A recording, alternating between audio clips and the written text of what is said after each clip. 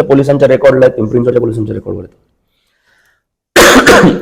तेवढंच जर नाही म्हणलं तर पिंपरी चिंचवडची आणि ते एकंदरीत सगळीकडेच खूप एक फार वेगळ्या प्रकारे एक दहशतवाद नाही म्हणू शकणार त्याला आपण थेट, पण एक अंडरवर्ल्डचा एक वेगळा चेहरा समोर आला.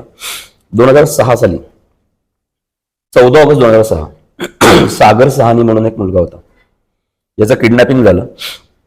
ज्या किडनॅपिंग मध्ये थेट दाऊद गँग इन्व्हॉल्व होती. 14ला किडनॅपिंग, 15 तारखेला फोन येतो. फोन आल्यानंतर तो थेट शारजामधनं फोन असतो. हवालांनी पैसे मागवले जातात. थुरिया नावाचं एक हे आहे आपल्याकडे बांगलादेश आणि त्या तिकडे, तिथनंतर सॅटेलाइट कॉल झाले. त्याला किडनॅप करणाऱ्यांमध्ये लोढा म्हणून एक जण होता जो त्याच्या सागरच्या वडिलांचं एक स्पेअर पार्टचं दुकान होतं कारचं कासारवाडीमध्ये. त्याच्या दुकानाला लागून असलेल्या दुकानदाराची 2 मुलं, त्यातला एक जण काही कारणांसाठी शारजाला गेला होता. तिथे सोन्याशी संबंधित काही शिकायसाठी म्हणून तो गेला बिझनेस आणि फास्ट मनीसाठी म्हणून तो त्यावेळेस विकी नावाच्या एका अंडरवर्ल्ड डॉनच्या कॉन्टॅक्टमध्ये आला जो 92च्या ब्लास्ट नंतर दाऊद बरोबर पळून गेला. आफताब नाव त्याचं खरं, पण तो विकी म्हणून ओळखला जायचा. तर ह्यांनी अशी लोक हेरली होती आणि त्यांनी ऑलमोस्ट सगळ्या परिसरामध्ये चालू केलं होतं की मोठे व्यापारी किंवा वेल नोन लोक ह्यांच्या मुलांना किडनॅप करायचं, पैसे घ्यायचे, सोडायचे किंवा काय. पण सागर साहनीच्या केसमध्ये असं झालं की जे अंडरवर्ल्डच्या इतिहासातली पहिली घटना असेल की त्यांनी खंडणीची रक्कम घेतल्यानंतर त्याला मारून टाकलं.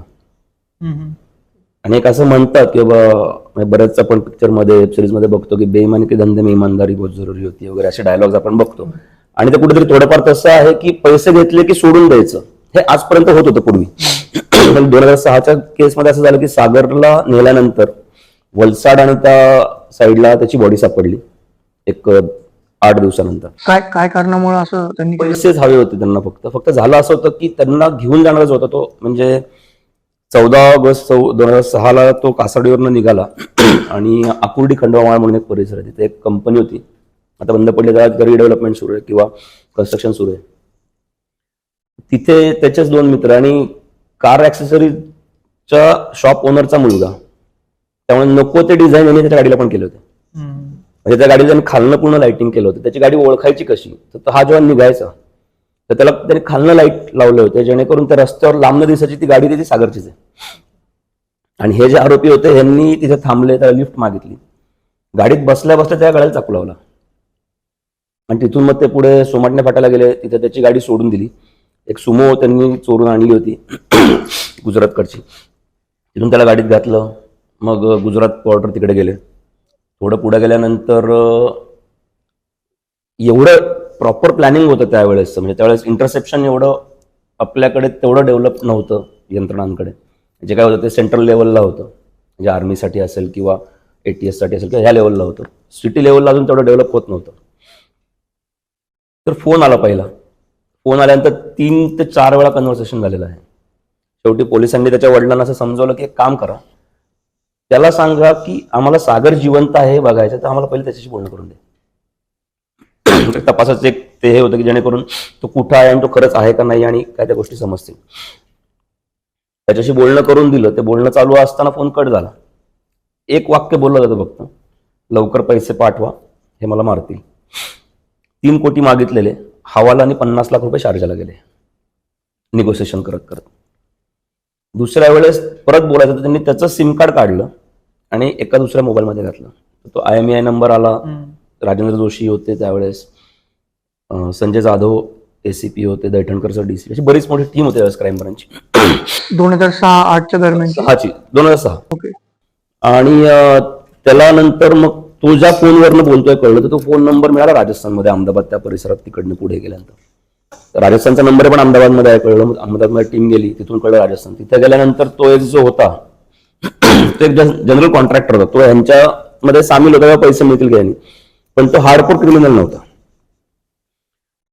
पकडल्यानंतर त्यांनी लगेच सांगितलं की याच्यामध्ये मोडा आणि बंधू जे आहेत त्यांनी केलेलं आहे. मग त्यांनी केलं म्हणल्यानंतर ती टीम लागत गेली. तोपर्यंत त्यातनं विकीचं नाव पुढे आलं. विकी कोण आहे कळलं तर विकीकडे डायरेक्ट गँगस्टर आहे जो दाऊद बरोबर पळून गेलेला आहे त्यावेळेस आणि जो शारजामध्ये. त्याच्यानंतर सॅटेलाइट कॉल सुरू झाले. पैसे द्यायचे का नाही द्यायचे हेही चालू होतं. पण शेवटी मुलगा मिळाला पाहिजे आणि पैशासाठी मुलगा घालवू नको असं घरातलं प्रेशर त्या सहानी फॅमिलीचं होतं. शेवटी सागरचे वडील 50 लाख रुपये घेऊन मुंबईला गेले. एक स्पेसिफिक परिसर आहे मुंबईमध्ये, लिटरली असं लाईनशीर सराफची दुकान आहेत जी छोटी छोटी आहेत खूप. जवळी बाजार नाही, दुसरं मी जाणीवपूर्वक ते नाव यासाठी घेत नाही कारण आज तो परिसर फार चांगल्या नावाने ओळखला जातो. पण त्या पिरियडमध्ये तिथे फक्त हवाला चालायचा, जो भारत ते नेपाळ, भारत पाकिस्तान, भारत दुबई ह्यासाठीच तो एरिया ओळखला जात होता. तिथून ते पैसे दिले गेले. त्यावेळेस सुद्धा एक टीम देवरे, देवऱ्यात गेले होते टीम मागणं, की आणि त्यांनी घरच्यांवरही लक्ष ठेवलं होतं की काय चाललंय आपल्याला हे कळलं पाहिजे. त्यांना वाटलं आरोपी तिथे येतील पैसे घ्यायला. आरोपी तिथे आले नाहीत आणि मग ते लक्षात आलं की हवालाने पैसे गेले. ते पैसे गेले, सगळं झालं. नंतर फोन्स कमी झाले, एक एक आरोपी निष्पन्न व्हायला लागले. मग आता यांनी ठरवलं की आता दुसरा ऑप्शन नाहीये. फक्त एक केलं की यांनी त्या लोकांचे इंटरनॅशनल लेवलला कनेक्ट करून आपल्या पोलिसांनी किंवा इंटरस्टेट कनेक्ट करून बऱ्याच गोष्टी शोधायला चालू केल्या. त्यातनं काही असंही लक्षात आलं की ह्या म्हणजे थेट दाऊदशी संबंधित भारतामध्ये अनेक गँग आहेत छोट्या छोट्या, जे असे किडनॅपिंग करतात. ह्या सागरच्या घटनेतनं 3 मुलांचे जीव वाचले. सागर नाही वाचला, पण 3 जीव वाचले, कारण ह्या तपासामध्ये इतर 3 एन्काउंटर ओपन झाले.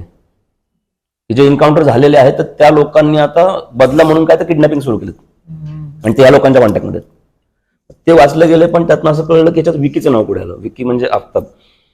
आणि मग थोडंसं डिस्टर्बिंग होतं कुणाला की बाबा थेट जेव्हा दुबईमधनं किंवा दाऊदशी संबंधित लोक पिंपरी चिंचवडच्या मुलाचं किडनॅपिंग करतात. मग यांनी ओपनली तपास सुरू केला. सागरचा एक फोटो आणि गुजरात, राजस्थान, अहमदाबाद तो परिसर समोर आल्यामुळे त्या भाषांमध्ये मेसेज, मोबाईल नंबर्स की हा सापडला तर सांगा वगैरे वगैरे. आणि ते घेऊन एक टीम गुजरातला गेली आणि तिकडे गेल्यानंतर ते प्रत्येक पोलीस स्टेशनला देत देत पुढे असं ठरलं होतं. गेल्या गेल्या पहिल्याच पोलीस स्टेशनला जेव्हा टीम गेली पुण्यातली, तर त्यांनी ते घेतलं वगैरे सगळं झालं आणि ते तिथून निघणार. तेवढ्यात एक ऑफिसर म्हणला अशाच वर्णाची एक बॉडी मिळाली, तुम्ही आमच्या डेट हाऊसला चला. मग कळलं सागरला गळा कापून मारलं होतं. वलसाड त्या तिथल्या जंगलामध्ये ती बॉडी फेकून दिली होती. थोडं अजून पुढे गेल्यानंतर तिथे मोबाईलही सापडला त्याचा. कालांतराने तपास करत करत त्यातले सगळे आरोपी अरेस्ट झाले, विकी सोडून. मोडा पण अटक झाला. मोडा पण नंतर दुबईला शारगेला पळून गेला होता. फेक पासपोर्टच्या बेसवर त्यांनी मुस्लिम नाव धारण करून पासपोर्ट बनवला आणि तो भारतात आला होता. कारण त्याच्या बायकोनी त्याच्या विरोधामध्ये त्यावेळेस हिंसाचाराची केस दाखल केली होती मोडाच्या. त्यामुळे त्याचे डिटेल्स एक्स्ट्रा पोलिसांकडे आले होते आणि त्यावेळेस तो पकडला गेला म्हणजे थंब इम्प्रेशनमुळे. म्हणजे थंब इम्प्रेशन मध्ये इमिग्रेशनला इंदिरा गांधी इंटरनॅशनल एअरपोर्टवरती जेव्हा तो आला, तर तो आल्यानंतर तिथल्या इमिग्रेशन ऑफिसरला डाऊट आला की ह्याची देहबोली, ह्याचं नाव आणि पासपोर्ट हे थोडं काहीतरी मॅच होत नाहीये. तर तेव्हा त्यांनी थंब इम्प्रेशन म्हणजे फिंगरप्रिंट इम्प्रेशन जेव्हा घेतले तर त्याच्यात थंब हा इंटरपोलच्या ह्याच्यात सापडला की हा ह्या गँगशी आणि दाऊदशी संबंधित आहे. मग तेव्हा त्याकडे अरेस्ट झाली, सगळी लोक पकडली गेली. फक्त विकी सापडला नाही, कारण विकी दुबईला त्याच वेळेस निघून गेला होता, शारजाला आणि सगळं. कालांतराने बराच शोध घेण्याचाही प्रयत्न केला वेगवेगळ्या लेवलला. तो भारतात आलाय का, येतोय का, की त्याच्या बाकीची इतर पाळमुळं आहेत का, ती काही सापडली नाहीत. आणि असं सांगतात की विकी आता मे बी मारला गेलाय किंवा मेलाय. कारण ही जेव्हा घटना घडली हे जे आरोपी होते सगळे ते ऑलमोस्ट 50, 55, 60 वर्षाचे होते. पण ही जी केस होती सागर सानी, या केसने अख्खं पिंपरी चिंचवड हादरलं होतं. आणि दिवसा ढवळ्या एका व्यापाऱ्याचा मुलगा अशा पद्धतीने जातो आणि त्याचं थेट कनेक्शन दाऊदशी संबंधित तिथे येतं. ती एक घटना आहे की जी पिंपरी चिंचवड म्हणजे ज्या घटना पुण्याशी संबंधित आहेत